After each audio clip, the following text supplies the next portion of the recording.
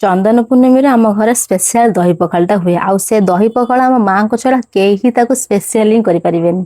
तो यापाई सबू सामग्री काटिकुटी माँ ही जोगाड़ कर लेंबू धनिया पत्र पुदीना पत्र कंचा लंका आउ अदा छेचा। प्रथम ओमफेड को गोटे पैकेट पूरा भात रे बाहर करते भातटा सका रंधा होता थंडा कराई। यापर माँ निजे बसई दही कहले से दही अधिक टिके दे से दही की दे भल से पूरा गोले देले। दही गोले सारा प्रथम पड़ा धनिया पत्र पुदीना पत्र यापर कंचा लंका कटा यापर लेंबू छोट छोट हो कटा यापर अदा छेचा टी अधिक देते बास्ना भल आसो।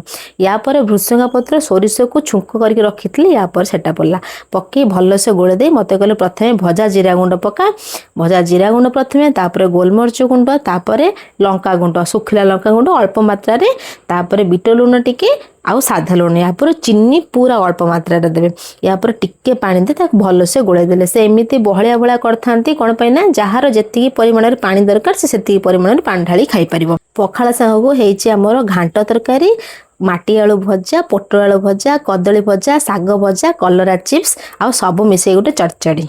आपण आड़े एमती चंदन पूर्णिमी दही पखाल प्रथाटा अच्छी कि निश्चित कमेंट करेंगे। आ जो मानकर थिबो ताले से माने यार मजाटा निश्चित जानिथिबे।